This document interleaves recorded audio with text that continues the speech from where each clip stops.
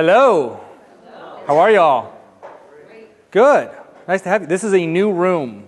I've never. Anyone been in this room before? No one's ever been. Yeah. Does it echo a little? Yes. That's our effect. That's our sound effect for the night. So thank you all for making it here. So for those of you who don't know me, my name's Aaron Keith. I'll be leading the seminar tonight. So I want to get a sense of just what it took for you guys to be here tonight. Any of you have a pile of emails waiting for you at the office? Awesome. They'll be there, I promise you. Thanks for working it out to be here tonight. How many of you have little ones at home that you had to work something out to be here? Well, thanks for arranging things so you guys could be here tonight. So I want to get a sense of who's in the room. How many of you have been to one of the seminars before? Show of hands. Awesome, welcome back. It's great to see you all again. How many is new? This is your first time here with us. Thanks for making it. Appreciate you guys being here. So if you need anything tonight, raise your hand and let me know. You can see Randy at the back of the room or anyone else assisting tonight, and they will take care of you. You need bathrooms, coffee, tea. They'll take care of everything you need. Deal? All right. Now, before we get into the content tonight, I want to explain just a little bit about how this evening goes. So I created these seminars for a couple reasons. The first reason is really selfish. I wanted to have a place where I could do what I love. I love working with business owners on how to grow and expand their businesses. So this gives me the format in which to do what I love the most. So thank you for allowing me to do that. Secondly, I wanted to have a place for business owners where you all can work on your business. I think it's critical that business owners work on their business and not just in their business. So many of you are so enthralled in the day-to-day minutia of your business, you don't ever step back and actually work on the business, the creation of it, the future, the planning. Sound familiar? This gives you a format, us a format, to come together once a month to really work on the company and work on your skills at running your company. Does that make sense? Okay. The other reason I wanted to do in a group setting like this is for networking. It is so important for all of us. For our businesses to thrive, we need other businesses. We need other people to network with. We need to grow the amount of people that we know and that we can refer to. So a lot of the networking that I'm talking about is not just referring clients back and forth. Like, that's great, but that's not the purpose of networking here. Here, what I mean networking is sharing resources. Do you know a good attorney? Do you know a good bookkeeper? Do you know a good financial advisor? This is a place for business owners to share their resources so that we all win. Does that make sense? And if some business gets done along the way, awesome, even better, right? So that's really why I created these seminars. So with that in mind, let's get to work. Oh, we have one other thing. This is really for those of you who are new, who've never been here before. A couple things just to note. Those of you who've been here before, this is old hat. So if you're sharing, if I'm talking to you and you're sharing tonight, and I have this really serious look on my face, this is my listening face. This is my listening face. I get a little serious when I listen. I really want to hear you, so I listen with everything. So I got this whole serious thing going on up here. Just smile. I promise you I will relax. I promise. Deal? And then I tend to talk a mile a minute. Like I said, I love talking about business. I can do this till I'm blue in the face. So if I start talking a mile a minute, will you please slow me down? Just raise your hand. Can you repeat that? Can you slow down just a little bit? It's totally fine. Deal? All right, now we can get to work. So here's the intention we're out to fill on tonight. Who would be a brave soul and stand up and read the intention? I will call on someone. Shannon, how about you read the intention tonight since you're late? Come on. Everyone, this is Shannon. We won't mention Kylie. We'll just pick on Shannon. She does. Your hair does look really good. Thank you, Eric. Use room. You can sit up here, Kylie. Kylie. Oh, it's for Camille. Okay. That you understand your relationship to sales and how the relationship affects your effectiveness. Okay, great. So the first time reading the intentions kind of hits us. The second time kind of washes all over us. So one more time, please, nice and loud. That you understand your relationship to sales and how that relationship affects your effectiveness. Great, thank you. What do you all hear inside the intention? Effective. Okay, yeah, good. What else? There's a relationship you have to sales. Yeah, there is. I wonder what that is. What else do you all hear in that?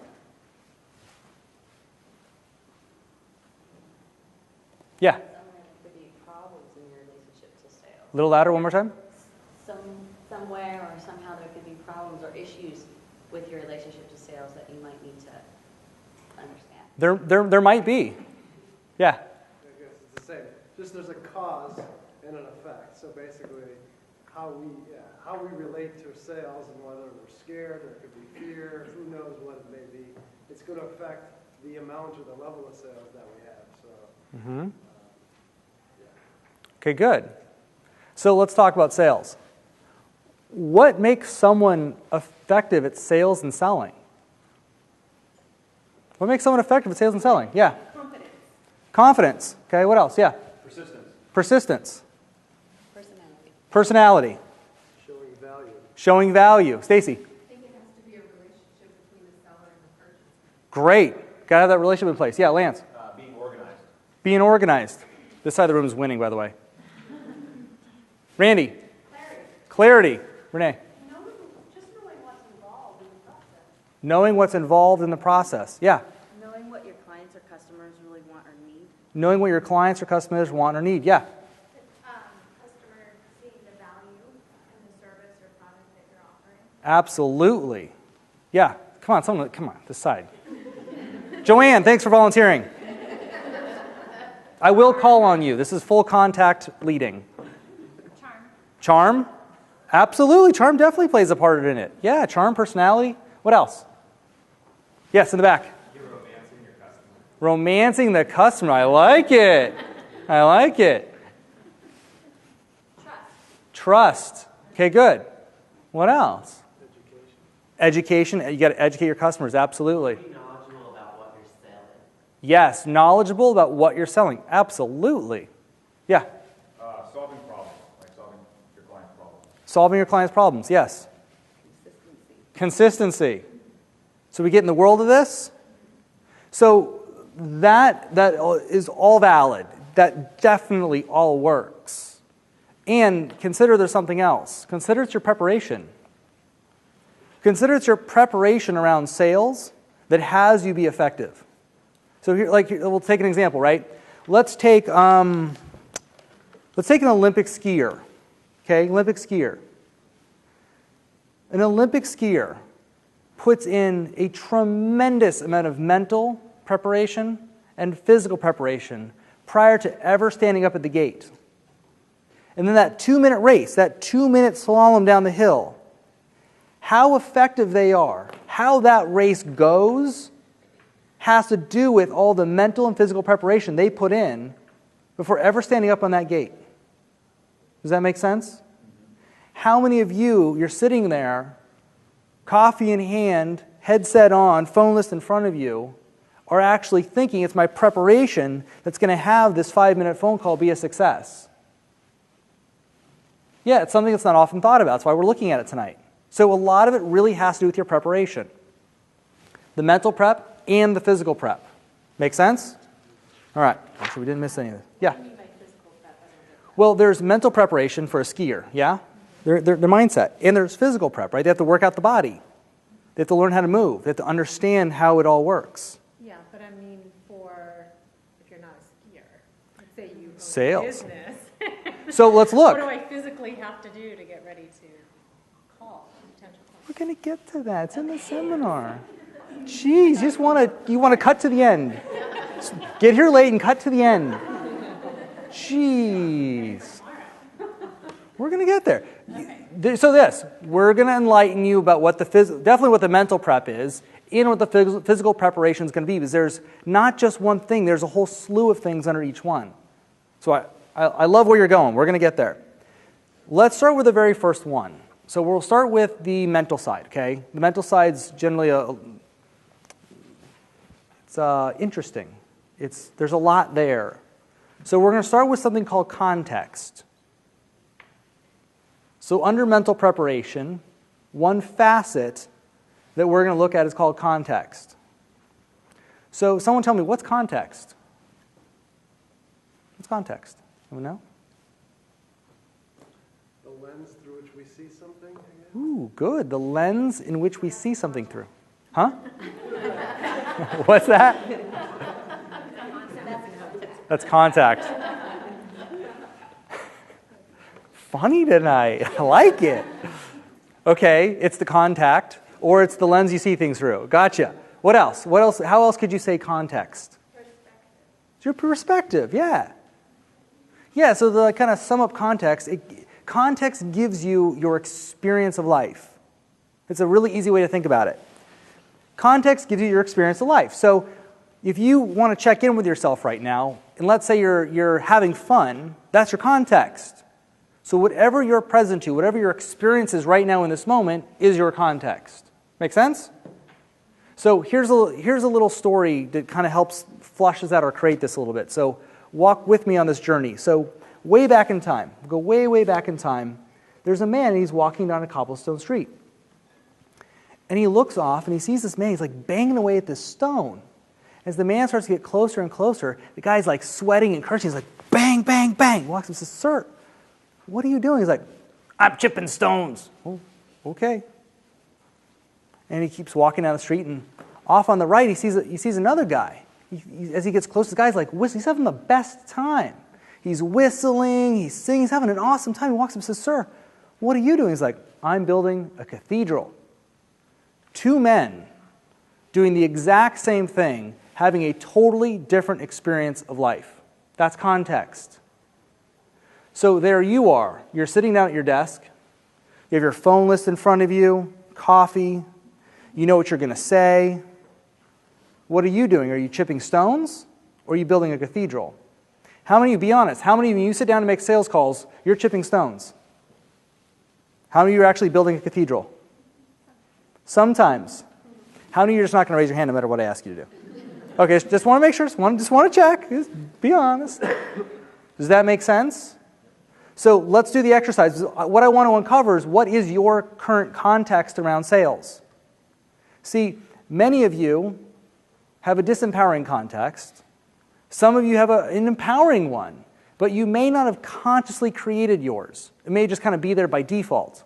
Does that make sense? So everyone close your eyes for a second. And I want you to put yourself in your office. Picture yourself sitting in your office. You're at your desk.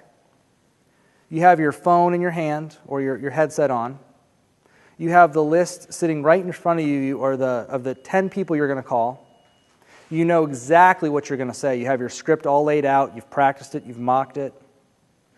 You have an hour to make your calls. You've got your coffee or your tea sitting right there. And you go to pick up the phone and make your first call. What is the experience you're having right there in that moment? So everyone open your eyes. Randy, do you want to write? Sure. If I write, it's not going to be pretty. Kind of like hieroglyphics. Assuming they're going to be able to read my handwriting. Well, it's better than mine. At least you can spell. That's true. So, what are you all present to in that moment? What's the experience you're present to? Yeah. Butterflies. What else? Fear of rejection. Fear of rejection. How many of you have that one? Fear of rejection.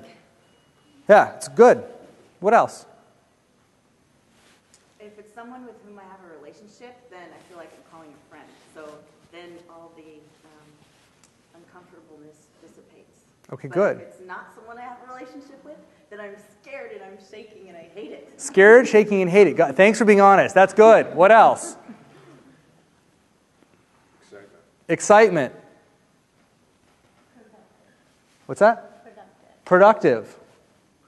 And really be honest, guys. There you are making your sales calls. What's right there? You're calling the very first person. What else? Huh? Do I have to? I'd rather go get a cup of coffee right now. Lance. The very first one's like I'm annoyed. Annoyed? Okay, good. Come on, people who haven't shared yet. Let's hear it. Kate. I was going to say excitement too. I just think it's an opportunity. Yeah, great. There could be positive ones. It's whatever's there for you. Whatever's there for you. Yeah. I was going to say the same thing. Like, I always feel like I'm proud of myself. I'm doing it. I'm trying to Nice. Proud of yourself. She's doing it. What else? Lauren. Oh, I was leaving. I know you were. I caught you. Actually, Okay. Zoom. Dialogue moment. Little Zen moment.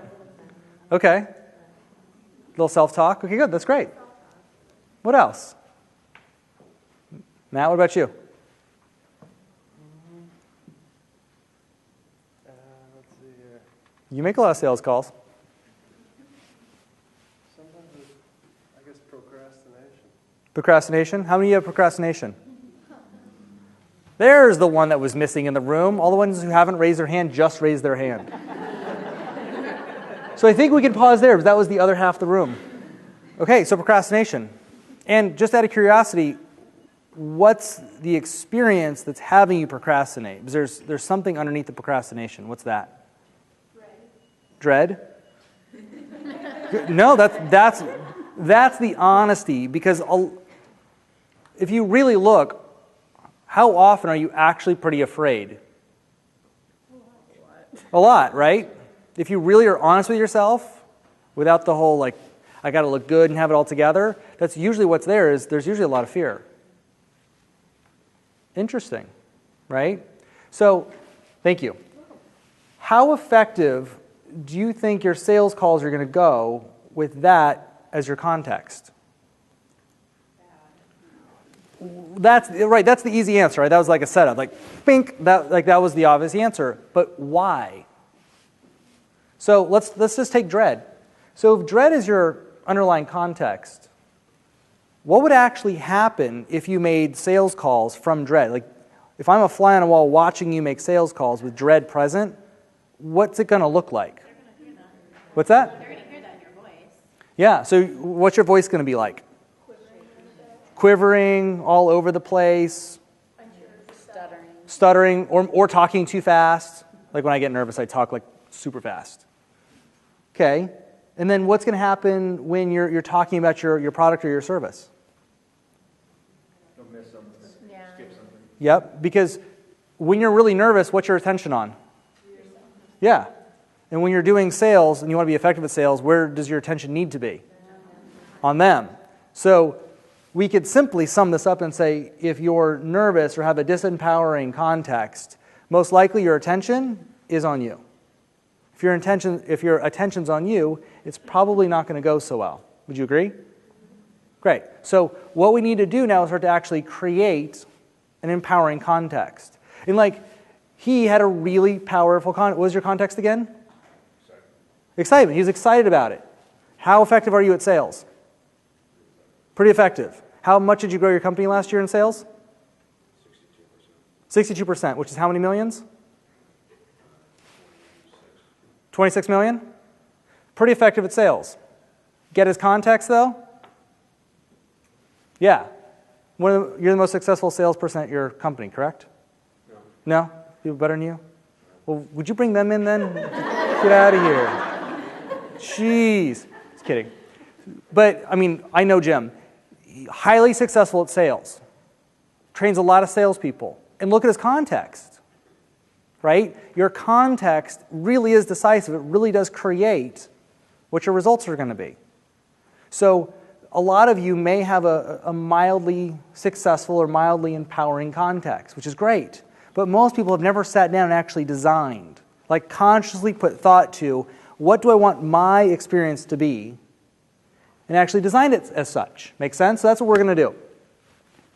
So give yourself a few minutes, and I'm going to have you write this down. Give yourself a few minutes, and I want you to write down what you want your context to be for 2013. We're going into the new year, right? We're almost into month 2 of the new year. So take a moment and think, what kind of experience do I want to have when I'm dialing, when I'm speaking and doing my sales? So take a few minutes and write that down.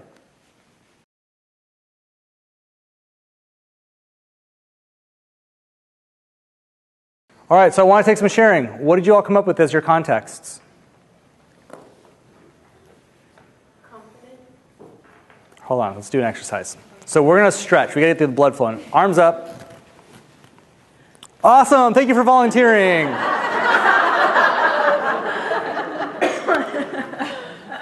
What was your context since you volunteered so happily? I Effectiveness. My message consistently. Okay, so one more time. Sorry, I cut you off. Effectiveness in conveying my message consistently. Effectiveness in conveying your message consistently. All right, got it. And so if that context was present, what would it look like when you're doing sales?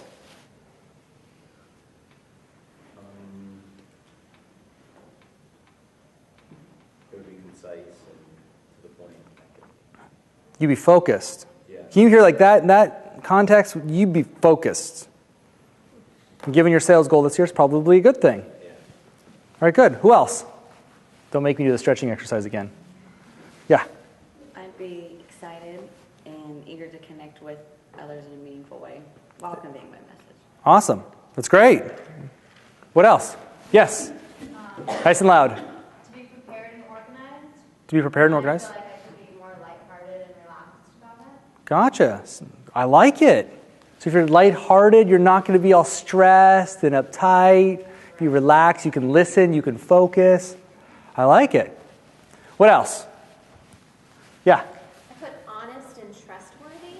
Uh, I think I have this thing where I think sales, like a used car salesman or something like that it's dirty in some way, you know? So, you know, if I have that mentality of, you know, this is who I am, this is what I do, and then it's just me presenting myself as opposed to, because I am so much of the brand, Yeah. that it'll come off more genuine. Absolutely. That'll make a difference. That's good. All right, let's see if we got everything here.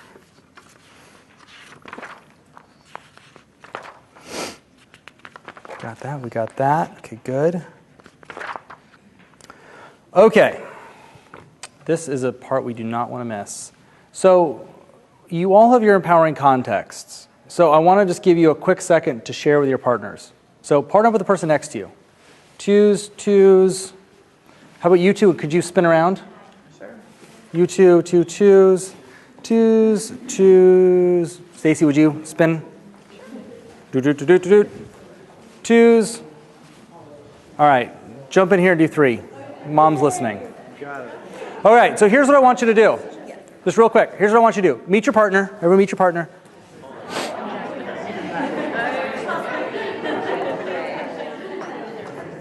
We can get you one. He didn't get one either. All right, so here's what's going to happen. Pick an A and a B. Pick an A and a B. Who's going to be A, who's going to be B?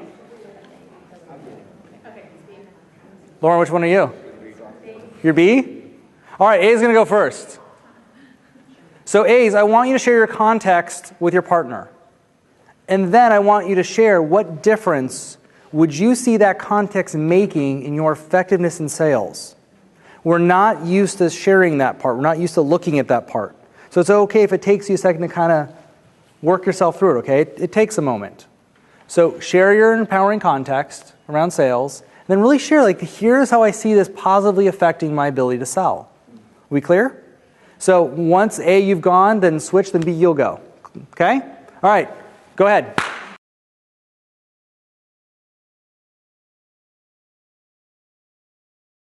Wrap it up. All right, acknowledge your partner, everybody. Great work.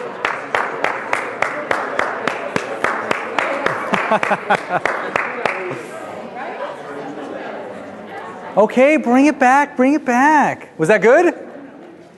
All right, let's hear some of the contexts. What are some of the contexts you all created? So now you're all excited to share.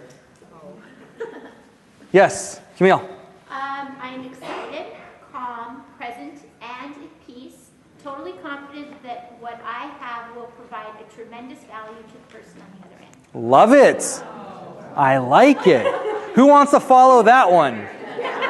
Saying to my partner. Just saying, you get 25% credit on that. I like being the 25%. Oh, she got my credit? No, she only got 25%. No. Who else? There's other hands over here. Yeah, Stacy. Okay, an opportunity to have relationships with people and help them feel acknowledged, accepted, affirmed, and humanized so they can move forward with their lives. I like it. That's some good ones. All right. So now let's keep rolling to the next piece. So we've talked about context. Now we're going to look at something called commitment. So let's look at this for a second. Can you hit your sales goal without taking all the necessary actions? Yes. You can. You actually can. You can actually hit your sales goal without taking all the necessary actions. That's actually possible. What makes that possible? Huge sale. Huge sale, okay. You have one unexpected huge sale. Yeah. No, he's right. It totally works. Absolutely. What else? There's more here. What else? Shooting goals, like creating huge goals, and then, is that what you mean? Maybe like the sales goal could actually be hit. You're on to something. Stay with it. Stay with the conversation. You're close.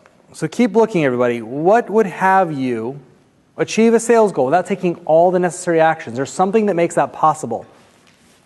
The right opportunities present themselves. The right opportunities present themselves. Okay, good. Now, that actually works. Did you know that when you're really, like truly 100% committed to something, what that causes is opportunities to show up? That's one way to self-manage, or manage yourself, like self-manage yourself, is if you're really committed, how you'll know, like the way you can kind of coach yourself, is you'll see opportunities showing up around you. You go a couple weeks without opportunities showing up around you, something's off. Something's off. Would you mind working with me on this one? Sure. Great. So me and Shane are doing a little work together right now, and we've had a couple of weeks of a bit of a dry spell. So we changed a few things, and we had a conversation about commitment. And then in a matter of, how many days have we been doing the daily promises? 2 days. What have you caused? Like 4 or 5 new consultations and 1 new client. And in previous, how many consultations or new clients do you generally get in a normal week, so people can get a sense? In a week? Yeah. Less than 1. How many do you usually get in a month? Maybe like 1 or 2. So 1 or 2. So he's well over doubled the consults and new clients he's bringing in just from changing his commitment. So he's in a structure that has him focus every morning and every night. Right? And it's changing something. His commitment's changing, so his results are changing. And his results were not predictable. He didn't have that lined up, right? It was out of the blue, yes? Yeah. Yeah. That is exactly what commitment causes. Here's we're going to keep using Shane as an example. Here's the scary thing, or the intimidating thing about commitment, like really giving 100% of your heart to something, is now you're accountable to that. So Shane now knows, and there's other people in here who lead leadership programs and have done a lot of personal growth in their life. Here's the scary thing about that. Once you know that you can produce results like this, what happens? No, people are going to hold you to that. Now he's held to that because now he knows that's what he's capable of. Right? Right? So now you get to relate to yourself as someone who produces results at that level. Because when you're committed, that's what's just normal. When you're not committed, that's what the last couple months look like. Right? So this can be a confronting conversation. Because when you start to see how successful you can be if you're really committed, it's like, oh, I don't want people to know because they're going to hold me to that standard now. That's a lot of work. Just something to consider. It's a really interesting conversation to consider. So now I completely lost my place, so please hold.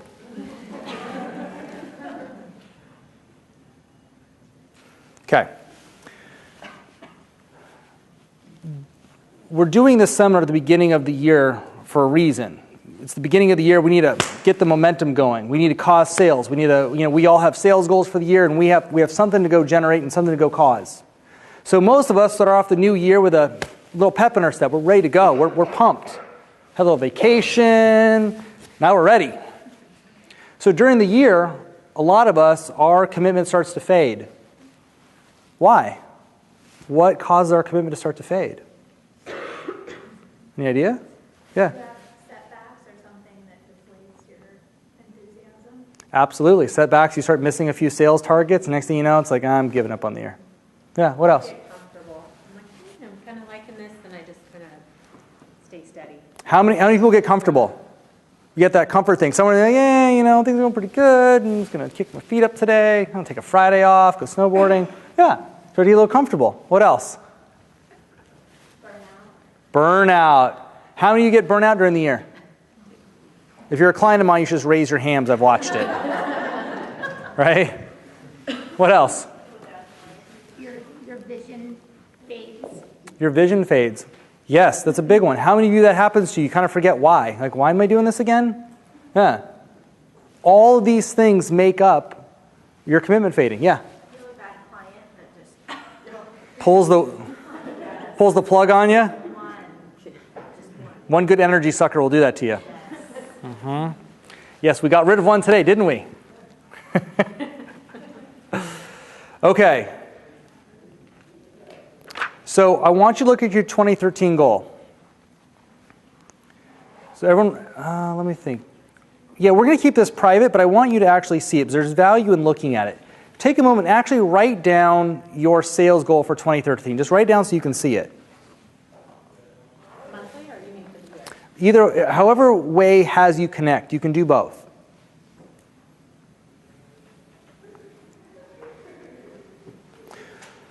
And we're going to circle back to this in a sec. So, some of you are still writing. Give me a second. That's good. We like zeros. Zeros are a good thing. A lot of commas. We like commas too. Lots of commas. So when we're committed to something, let me start over. I totally lost my place again. Hate it when that happens.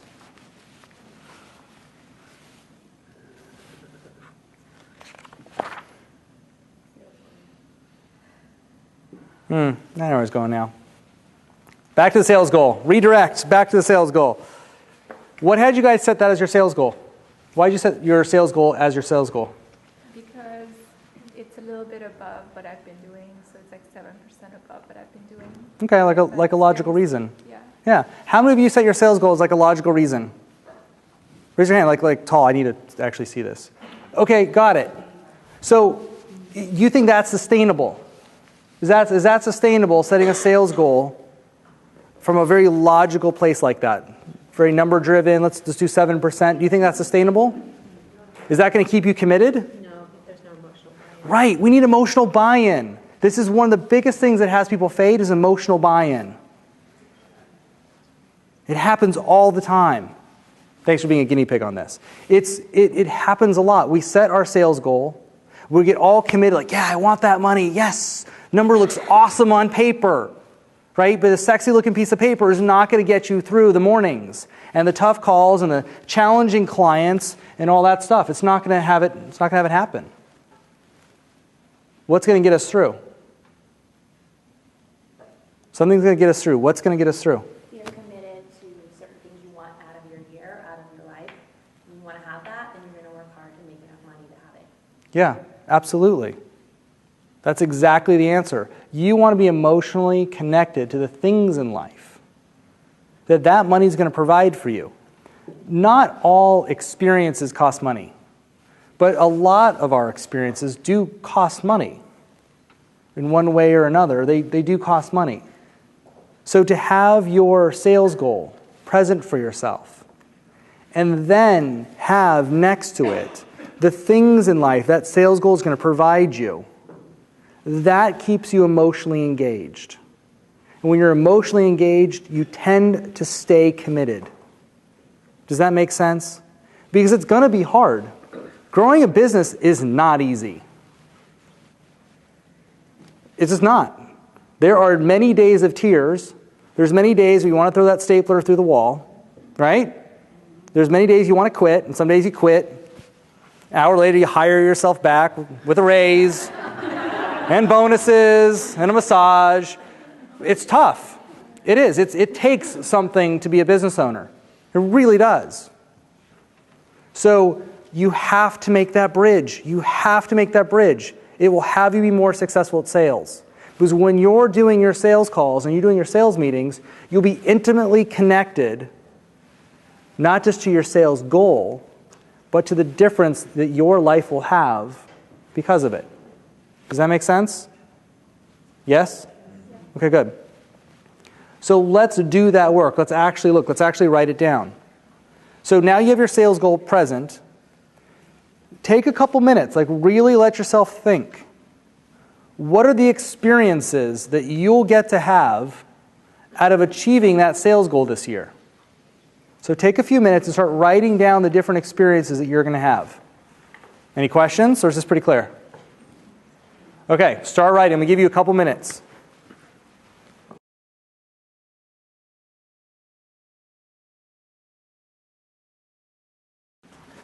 All right, bring it on back. Looks like pens have stopped. So what are some of the things y'all came up with?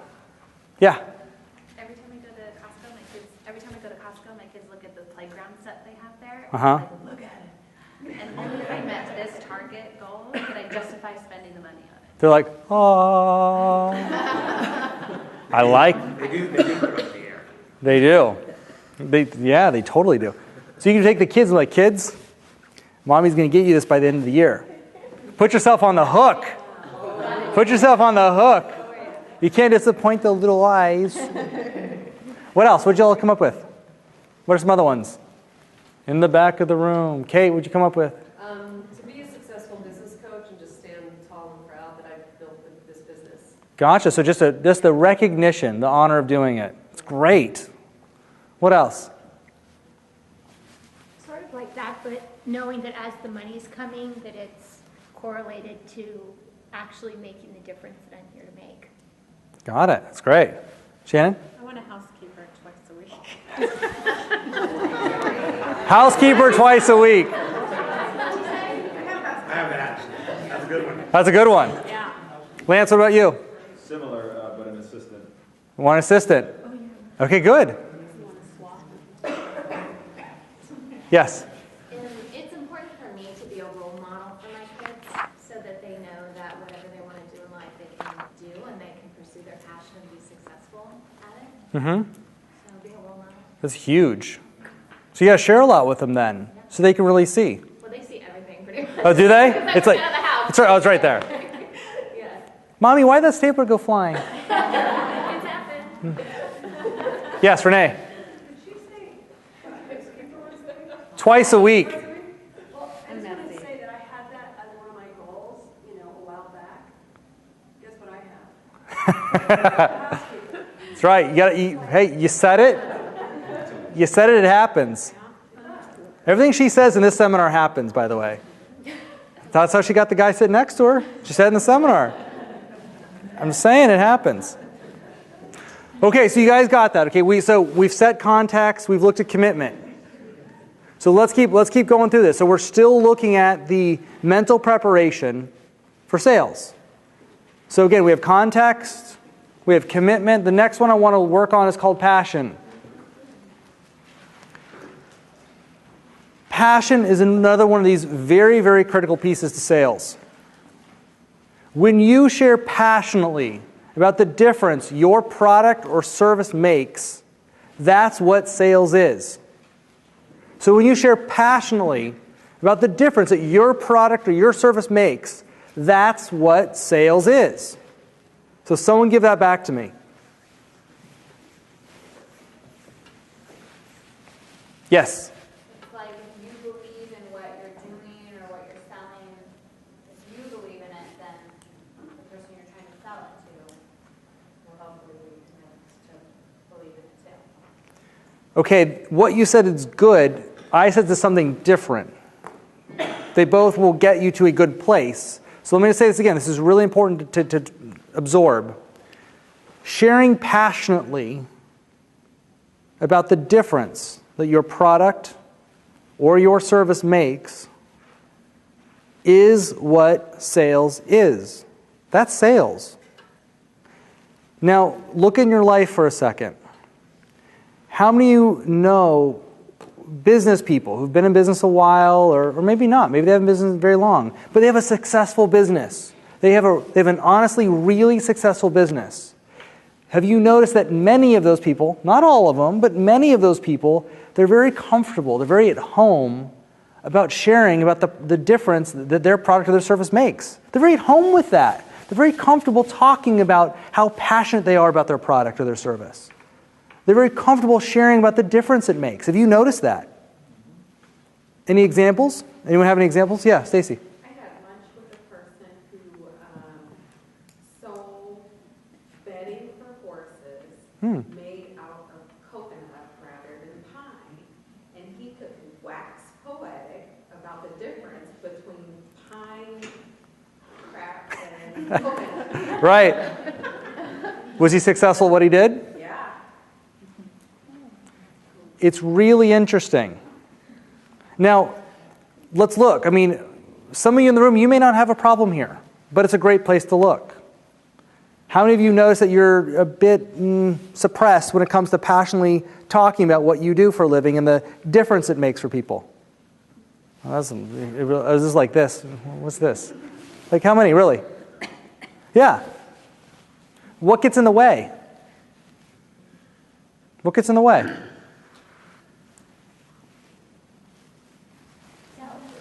Doubt? What else? What else gets in the way of you sharing passionately about the difference your product service makes? Yeah. Arrogance. You don't want to be arrogant. Yep, so you go to the other side of that fence. What else? If you don't think that, because I'm passionate about what I do, but sometimes I think that other people might find it boring or job. Okay, gotcha. Makes complete sense. People may think, like, what's that? I'm not interested in talking about that. Yeah. Okay, I got that. What else? My setback is before that. If I can get to this place, then I can be passionate about it, but I need to work on the whole design part first and get past the jittery part of the phone call. You know what I mean? Because if I can actually get into what I do, I'm really stoked about what I do. But a lot of times I'm like, no, don't hang up. You just want to listen. Wait, you know. Right. You know. Yeah. Gosh. Some people recognize that, don't we? Yeah, that's good. So what else? What else do you notice? What else happens? Yeah. I think if you identify a difference, then you put on the line whether that difference, which is very personal to you, has value. Mm-hmm. Good. I see some heads nodding. Okay, what else?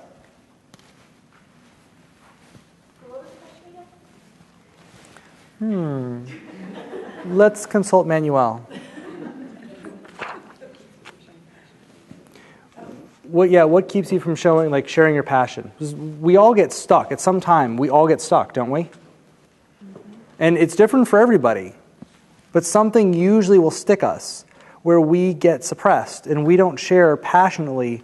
It's not just sharing passionately about what your business is. It's about the results your product or service makes for people. So answer that and then Lance. It's whether I can provide what I promise. It's having the confidence that, that I can provide. Stand behind it. Yeah, that I can understand. Totally get it. Probably the number one thing for me. How many of you notice that for yourself too? Like, wow, I got to actually back that up. That's good. That's good. Because where you produce the best results is where? On the skinny branches when you put yourself on the hook for it. Okay? Lance, what about you? I think that'll stop me sometimes if I'm on the phone with a client who is just like always busy, and it's like you just got to talk about the bare minimum details, and then you get off the phone. It's like there's not enough like space to go into it. It's just like okay, boom, boom, boom, boom, boom, and then you got to get off the phone. Makes sense. You have that. Your customers are just so. You have that. That's what you were just talking about. Your customers are so busy they won't give you the space that'll actually let you expand. They'll even tell me that, call me on Thursday at 10, and I call and there's the voicemail. I can have a total relationship with the voicemail right now. Right. You're selling a lot of voicemails right now. All right, I gotcha. So this is really important. We want to get past that. We got to bust through that big time. Okay. So we're going to do a little exercise on this. Everyone turn to a clean sheet of paper. We're going to do a little bit of writing. So we want some space.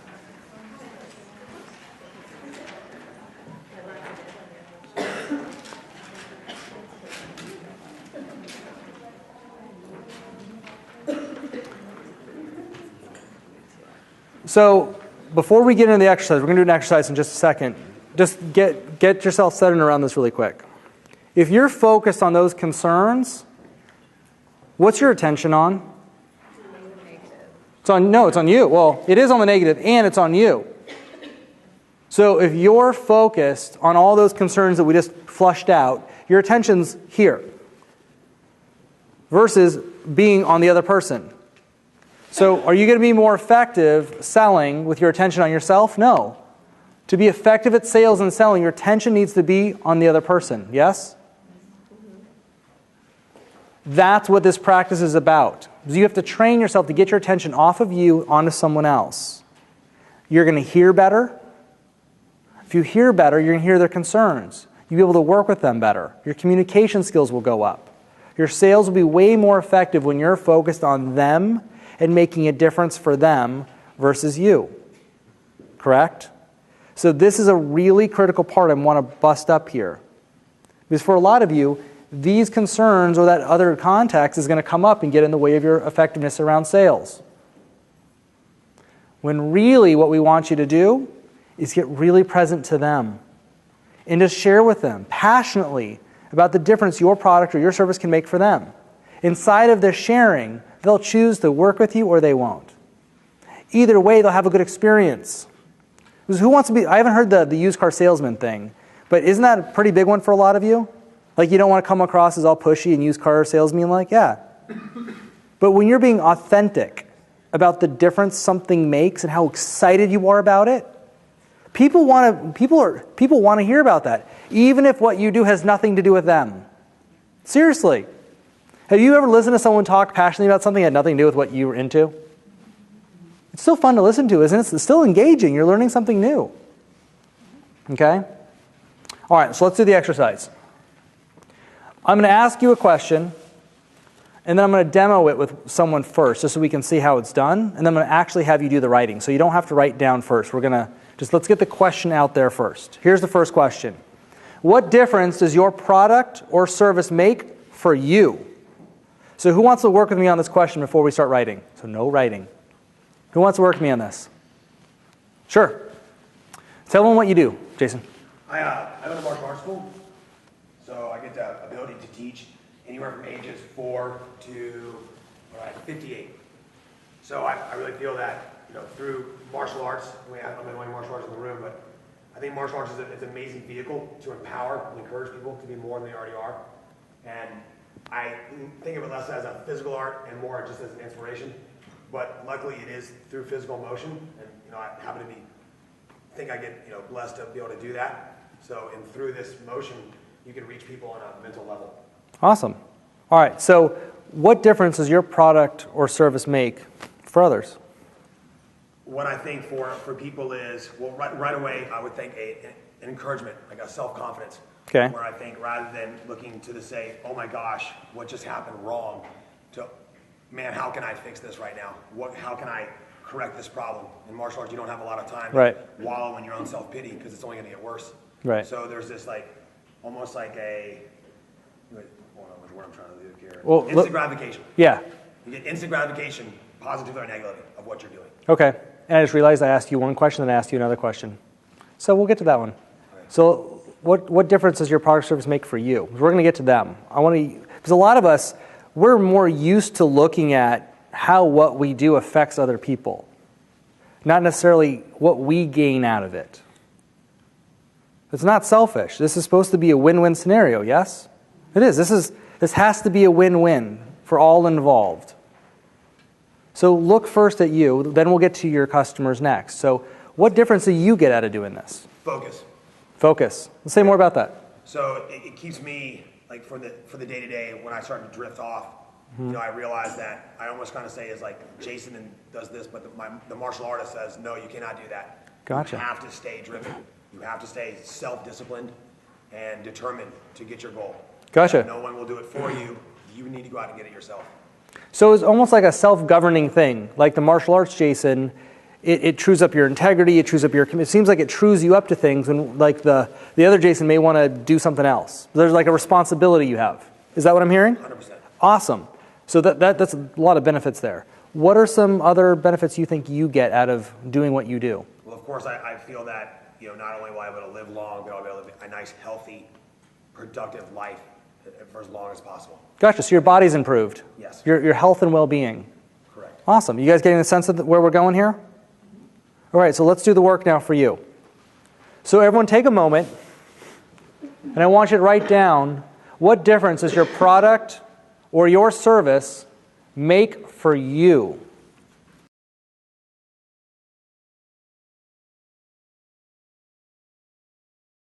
Okay, let's do the next one. So again, I'm going to work with someone on this one before you guys start writing. So here's the next one. What difference does your product or your service make for your customers? Who wants to work with me on this one? Okay. So tell me what you do. So I'm a naturopathic doctor. So I'm a doctor trained in holistic natural medicine. Okay, awesome. So what difference does your product or service make for others, for your customers? It provides health for them. It provides awareness. It provides freedom, because I see health as freedom. Mm-hmm. Energy, mental clarity, hope. Okay. I've had people say it provides confidence for them. Okay, good. They feel better, and then they do better with their jobs. Sure. All right, so just a little coaching. Can you hear it's a bit general? It's a little general.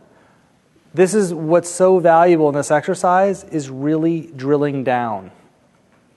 Like power, it's very general. Health, very general. So give me a specific. So you said health is one of the first things you said. Mm-hmm. What's an example of someone's health that you dramatically changed? I would say someone who is in really bad pain no longer has pain anymore. What happened? Like joint pain, like not able to close their hands. Then they can close their hands effortlessly, and there's no pain whatsoever. Okay, good. Give us another. What's someone else you've made a difference for? Someone who, it's graphic, gas, bloating, diarrhea, and now they have perfect poop. Awesome. You work a lot on the digestive system, so she loves poop. So what else? What's another difference you've made for someone that changed their life?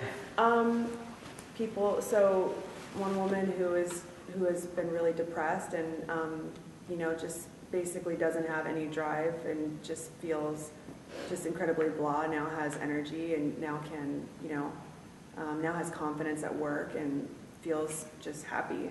Yeah. So someone who was depressed and blah now has confidence. They're up. They're excited for life. What difference will that make for them at work? Increased productivity, ability to help people, whatever their job is. Yeah. Could they get a raise from that? If they're depressed and doing poorly, do you think they're going to get a raise or a promotion? No. So that right there could have had them made more money, which improved their quality of life. Now, was that person married or single? Single. Anyone want to date, a depressed, sad bump on a log? Yeah, maybe not, right? Maybe not the most attractive personality. Can I share one more? Of course. Okay, so another patient. She had no libido whatsoever. Didn't want to do it whatsoever with her husband. And then she said she was shopping with her husband, and then it had been years for her since she had a libido. And then she saw the Fruit of the Loom guy, and she said she felt a twinge. And that's like what woke up her libido, and now she and her husband have a sex life again. Awesome. Makes a big difference. Yeah. So my point is, even though those are some very graphic ones, that makes a difference. So I want you to really get that what you guys do actually changes people's day-to-day life. I mean, talking about someone's bowel movements or talking about someone's sex life may be hush-hush for a lot of people, but that really affects your day-to-day life. That's important for people, right? So the fact that most of us don't actually look at the details of what we impact. You're very surface. Oh, we help people. Well, what does that mean? What do you mean help people? You helped a couple connect. Like really connect, which may have saved their marriage. You don't know. So a lot of people get divorced over stuff like that. You have people feel comfortable. You have people increase what their productivity is at work, how their friends relate to them, their social life. Their whole experience of life changed because of what you did for her chemicals in her brain. Her whole experience of life, for the rest of her life, changed because of what you did. Do you get that? And you all do that for people in your own way. So sharing about that and how she made a difference, does that sound arrogant? No. Does it sound pushy? No. How many of you are enrolled? Like, shit, I got to take on my health a little bit. Yeah. That's sales.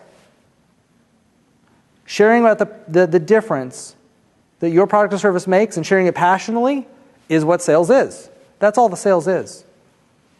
Make sense? All right, now let's do the exercise. So the question again, what difference does your product or service make for your customers? So start writing, and I want details.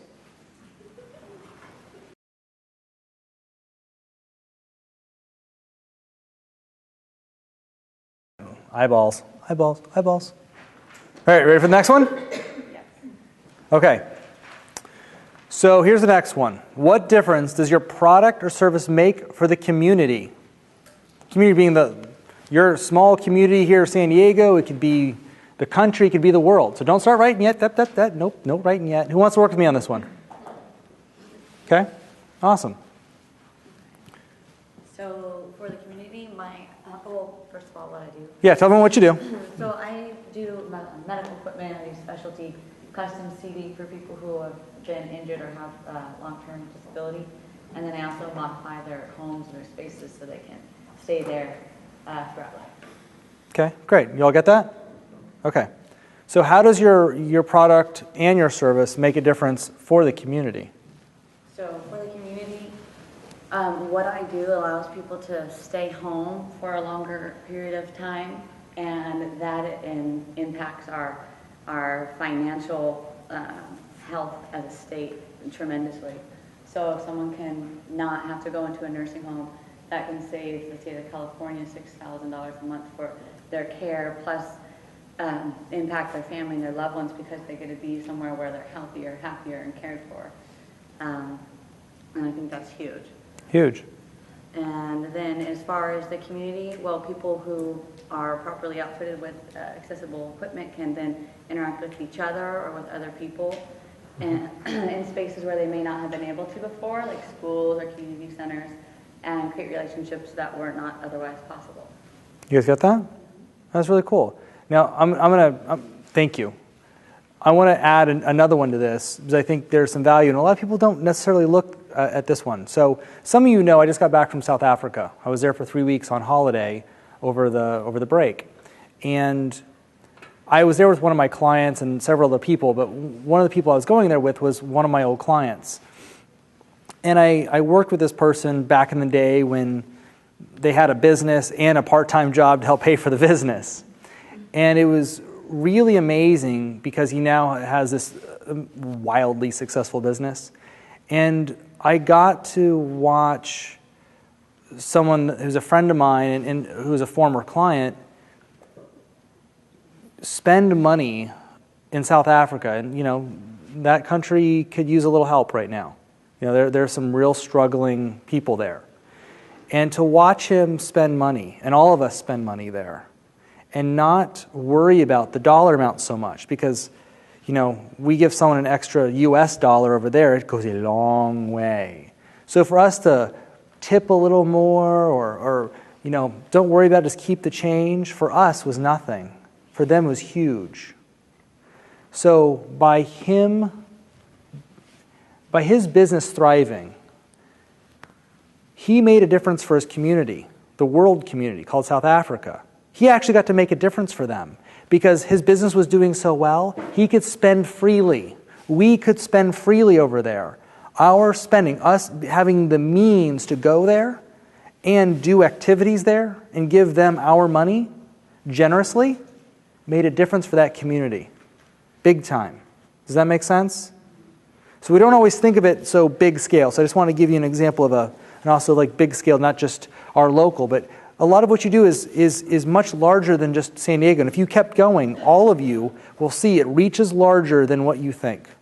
Renee, yeah? A little louder? I was going to briefly add to that, my brain just lost it. It's fine. It is our responsibility to have a thriving business because of what you just said. Mm-hmm. It puts a lot of responsibility on us to do things the right way, to stay thriving so we can be generous for others. Right. Not just for ourselves. Yeah, it's really not about us. If we win, others can win. We set the example, like you were saying for your kids. If you win, if you go for your financial goals, then the rest of the world can go for theirs as well. That's exactly it. So that's why we're doing the exercise on this. This is a really important question to look at. So again, here's the question. I'll let you start writing. The question is, what difference does your product or service make for the community? All right, start writing away.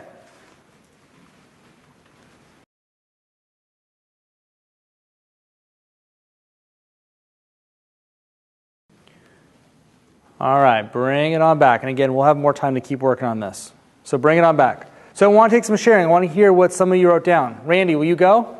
Sure. So I was doing the exercise, I was realizing I'm a mom with an almost 6-year-old, and I'm really involved in my kids' school. And one of the things that my having a successful business makes available is, one, I get to go into the school and I get to teach art.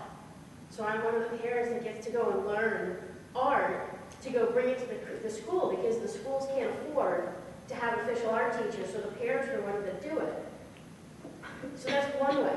And then the other thing is, somehow we had our parent-teacher organization meeting on Monday night, and there's now this committee to bring an official music program and a science program to my daughter's school, which of course I'm now on that committee, right? But that's something that's now going to affect 750 families that go to my child's school. And then that's going to touch their friends and family, and I have really no idea how that's going to affect the world community. Right. But that's actually something that my having my own business and having a successful business makes available. That's awesome. Yeah, that's great. Thanks for having me present that. Yeah, definitely. All right, so there's a lot of value in, like Randy said, getting present to it. So since you just wrote it down, it's just in your head. The value is actually sharing it so you can actually get it. So back with your original partners. Everyone get back to your original partners. So A's went first last time, so B's are going first this time. So here's my request. Here's how I want you to do this.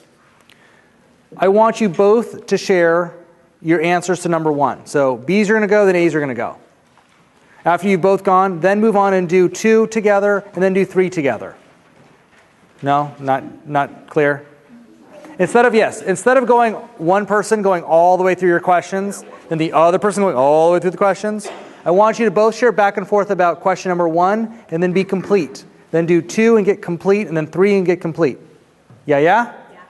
All right, B's are up. We'll tell you when to switch. Go.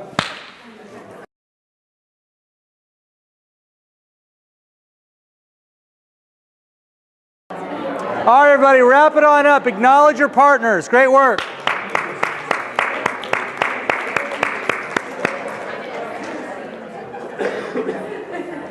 So how was it? So what did you all get from doing the exercise? Yeah, what did you get from doing the exercise? Detail. When your coach right there is, you have your elevator speech that you always have. What do you do? Well, let me tell you what I do. And that's what you always fall back on. But then when you really have to go into great detail, you're like, first of all, right. Great job. And then you have and you paint a picture more vividly and draw them in more vividly. And it reminds you to make sure, no matter if it's 5 people you met with that day or 15 people you met with that day, paint the picture vividly for every single one of them. Because you never know which one would make that huge sale that always gets your goals. That's right. That's the way you keep the goal in mind. Yes? I just think the depth of the impact that your service can have, it's not just on, you may have one client, but that one client also has relationships and networks that my relationship with them and interaction with them can help their kids, can help their grandkids, can help their friends, can help charities, can help, a plethora of things way beyond that immediate relationship. Right. That's really big. You guys get that? That's what I want you to get out of this exercise. Because if you stay connected to that, if he stays connected to that, and he's present to that as he's meeting with a big client that he may be intimidated or whatever that stuff is that's coming up, and he can bring forth that information, he's going to be powerful in the face of any fear, any concern. Does that make sense? And he can speak freely because he's so clear that what I'm doing here, I'm just a conduit. I'm just a conduit for something. And we're going to make a really big difference for a lot of people out of this. It cuts through a lot of stuff. It keeps you very present. Yeah? Good work, guys. So we're wrapping up the mental preparation right now. So we just covered the different facets of mental preparation. So we're looking at mental preparation being context, your commitment, sharing passionately about what you do. So at this stage, what have you started to see for yourself out of the work that we've done up to this point? What have you started to see for yourself? What are you present to? The bigger picture. The bigger picture? Awesome. Yeah, by changing the scope like that of what it is that you do, maybe now you can go back to the drawing board for your design and design it around that rather than, oh, I just do this little thing. It's like, no, I do this thing by doing this, you know? So I'm Right. trying to get some ideas. Rockin', that's great. What else? Anyone else? Yeah. Whatever fear there is about putting yourself out there is diminished in the face of what's possible when your product and service is made available. Like, so much is made possible that fear becomes just very small. Yeah. It doesn't stop you anymore. It may still pop up once in a while because we're human and it will, but it doesn't have to stop you anymore.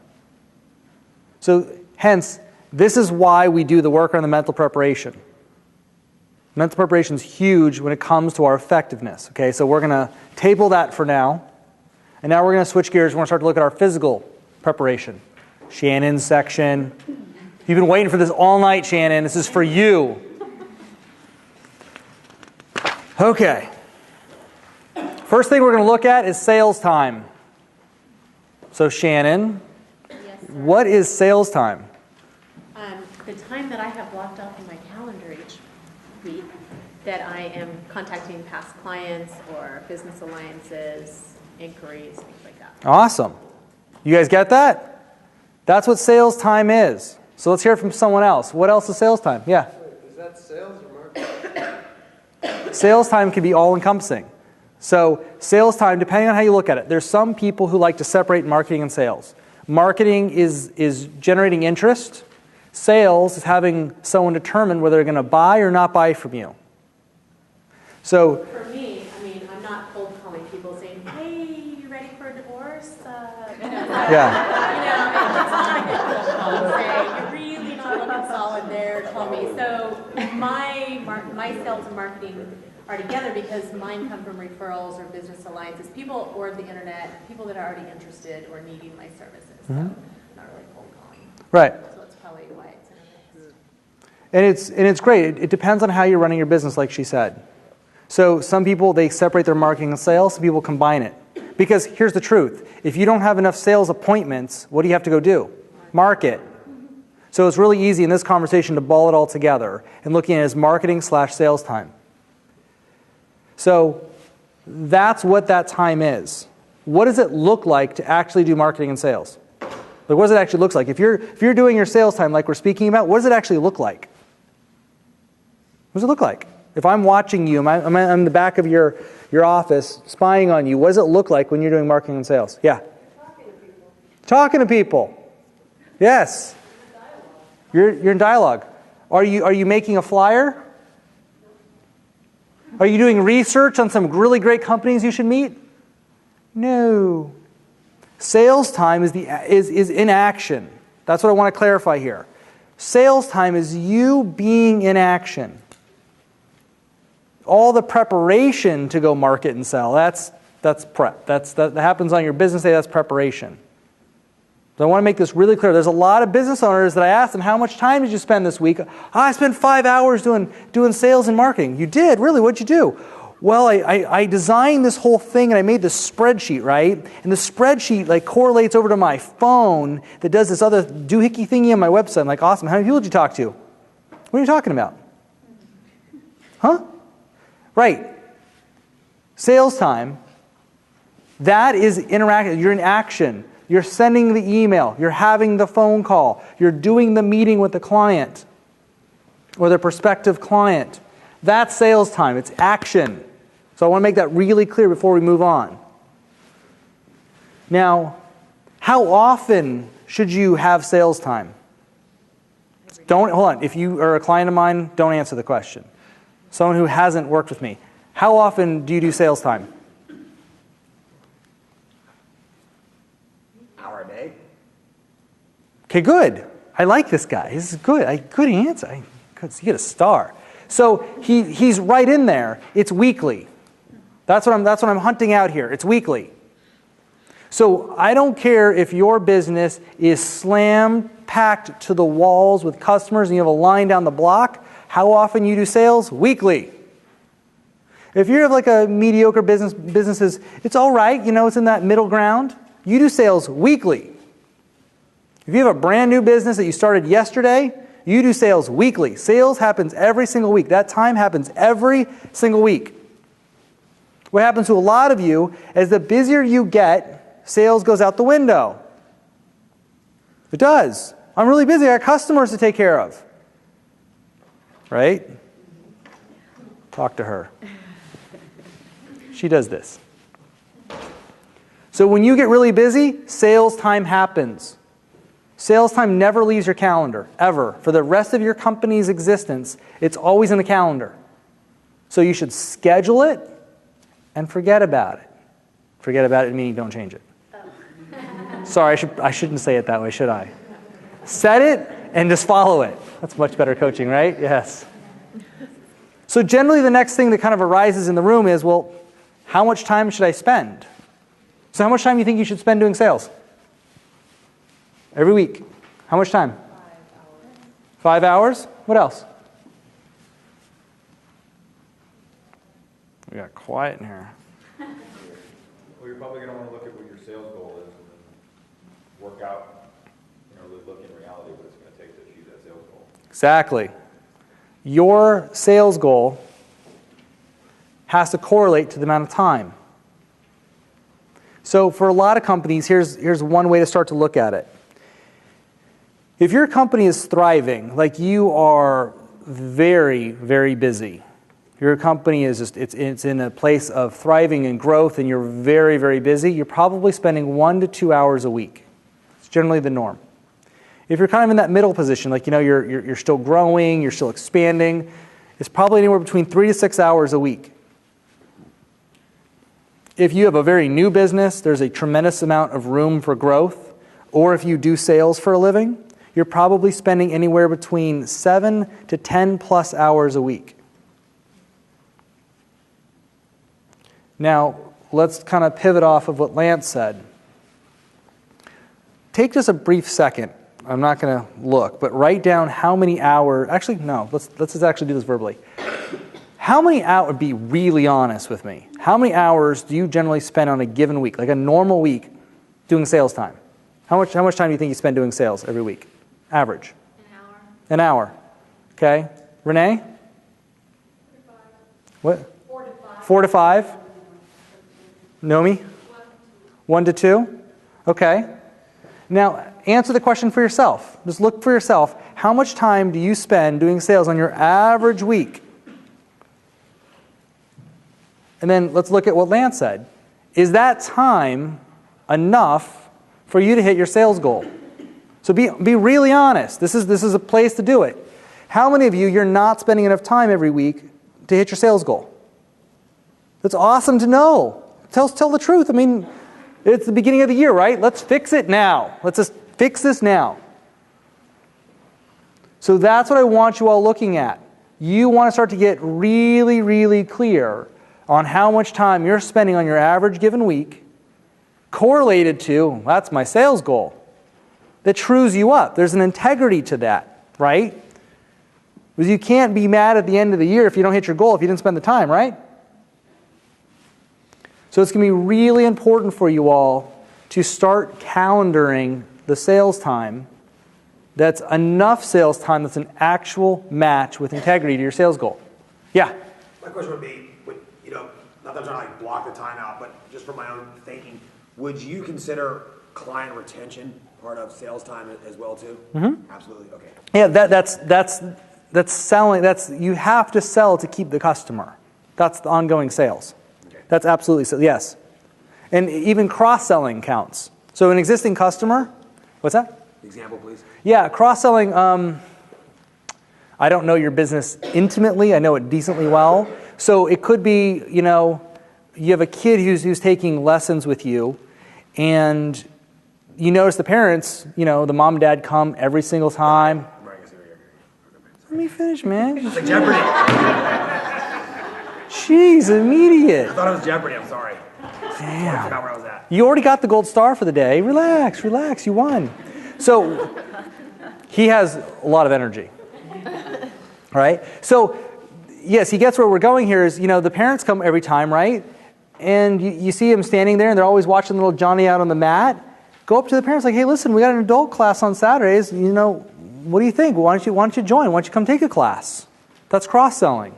There's other products and services that may be available for your customers. Sales time. Good. Yeah? Does it count when you're scheduling to go and do a free marketing talk?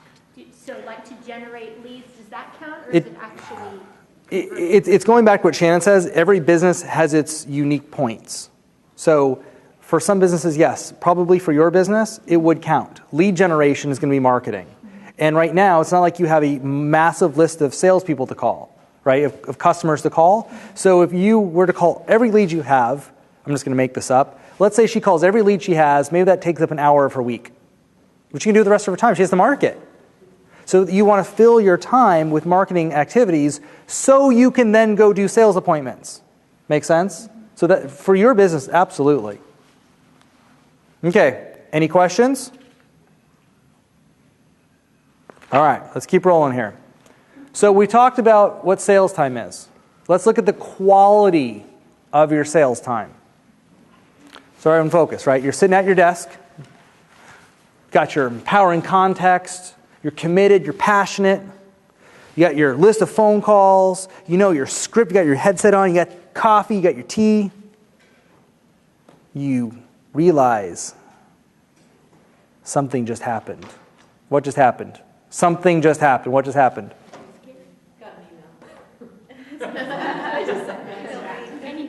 Distractions.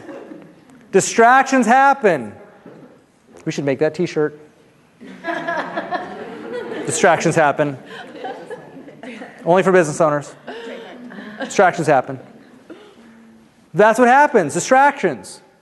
So you can be completely set up for sales. You can have the mental preparation perfectly in place, and then something happens. You get distracted. Out the window. I quit, give up. So what are some of the distractions? Oh, Randy, do you want to write? I love her. She'll catch up. What are some of the distractions? Hunger. What's that? Hunger. Hunger? How many of you get hungry? I got it. I'm not disagreeing with you at all. Hunger happens. TM. What else? Social media. Social media does not count. It's a big distraction here. What else? Emails. A current client needs something, emergency. Emergencies. What else? Kids, employees. Employees. Kids. Husbands. Wives. Boyfriends. Girlfriends. Administering the business. What's that? Administering the business. Administering the business. Animals. We live in Southern California and it's a sunny day in January. What else? Tired. What else? I have a headache. Okay, I got it. It happens. PMS. Yeah, we'll call on. What else? What are some other distractions? Really look. Daydreaming. Lack of focus.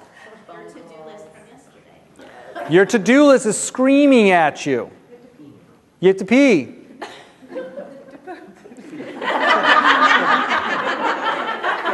The poop doctor.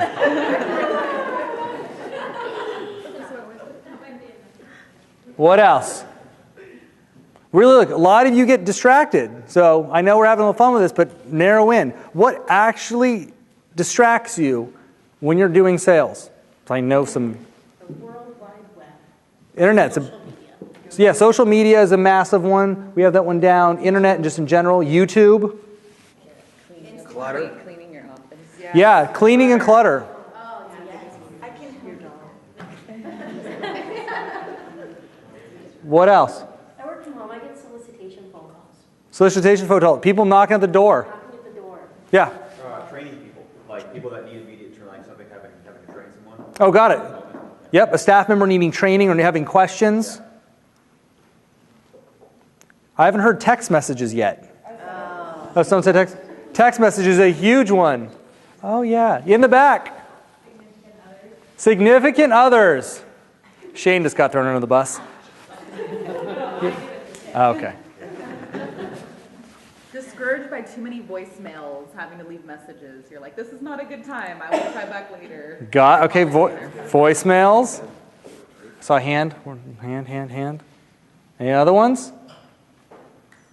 Checking out what the competition's doing. Checking out what the competition's doing, okay? Pinterest. So we could go on for days, but this is the list, right? These are some of the main distractions that people deal with, you deal with. So what are some of the solutions? What are some of the physical structures you need to put in place to manage your distractions? Yeah. Time blocking. Time blocking. What else? Turn your computer off. Locking your girlfriend out. Locking your girlfriend out. Yes. What else? Closing the door. Closing the door. Install self-control on your computer. It blocks you from using any social media. Oh. It's just called self-control. You can download it. Everyone in here needs to go download self-control. That is mandatory. I request that you email me and let me know when you have that complete. No way to stop it. That's awesome. Yes. Having a functioning office desk. A functioning office desk. Place where you're working with homes for what it is that you work on so they can get put away. Absolutely. Be great. Yes. For staff members, scheduling a time when you will talk to them so that they randomly don't interrupt you. Yes. And that is the exact coaching. If you all have staff members, there needs to be set time when they can ask you questions. And they need to batch their questions to you. No one should be able to send you random questions. You must inform anyone who, if you're someone where people need to come to you for questions, you need to train them that they batch all their questions. They need to write them down, and at lunchtime they can come approach you, or whenever that scheduled time is during the day. Do not let people send you random questions. And if you get a lot of questions, the next thing you can do is request that anyone who sends you a question also send what they think the appropriate response would be to solve that question. Along with their question, your questions will be cut down by 3/4. It's great. All right. You guys all clear on this? Would you guys pass the handouts out? So tonight, as they pass this out, I'm going to talk. Tonight, we went through all the different structures for the mental prep and all the things for the physical preparation for sales. What you're getting is a document that outlines that. And I'll just explain it to you. This document is kind of a dashboard, per se. It's something that you can put up on the wall, put it in front of you, so that you can see the different things that make up your mental preparation and your physical preparation. Is that making sense? Even though some of you don't have it yet. So here's your homework. What I want you all to do in the next 24 hours is to fill in this document. Fill in what your empowering context is. Fill in what you're committed to, what you're passionate about, how it makes, how your product or service makes a difference for you, for your community, for your customers. Fill all this thing in so that when you're doing your sales, you can actually prepare. And you can be effective this year. Make sense? Any questions?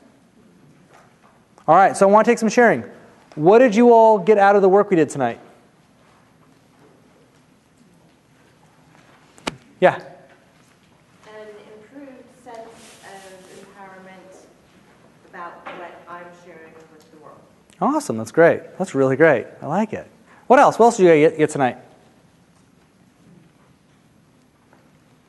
Yeah. I liked that I wasn't thinking about surface level answers or commitments, that I really was able to dig deep and think more constructively about the problems and how to solve them. Awesome. That's great. What else? This side of the room's winning. Yeah, Renee.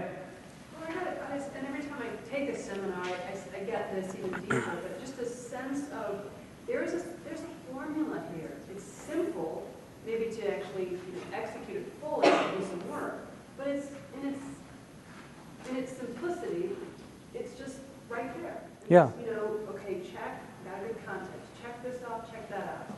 And then the physical, okay, got these set. And just having that in place can really impact your sales. Huge. You don't have to use too much angst or worry. Exactly. About your sales. Absolutely. It's really, really great. There really is a formula to this. Sorry, what were you going to say? To add to that, I was just going to say, I do feel, maybe it's like the negativity of things that happen, start to make you zone back down into that just top surface layer. Yeah. And then you make us write everything down. And then it makes me start to expand the list and go, oh yeah, I forgot about, oh yeah, I want a jet. Oh yeah. Right. A minute ago, I'm like, I just want to pay the power bill. It's like, stop it, just get out of that box. And that's why we do this work. That's exactly why I do this work. Because if this structure's in place, it'll keep you thinking big picture. Because remember, in business, we all need systems. Systems are they're the foundation of a business. We all need systems. What we did is we systematized your prep. So that if you follow the preparation, you follow the system, your effectiveness will increase. Just like the Olympic skier.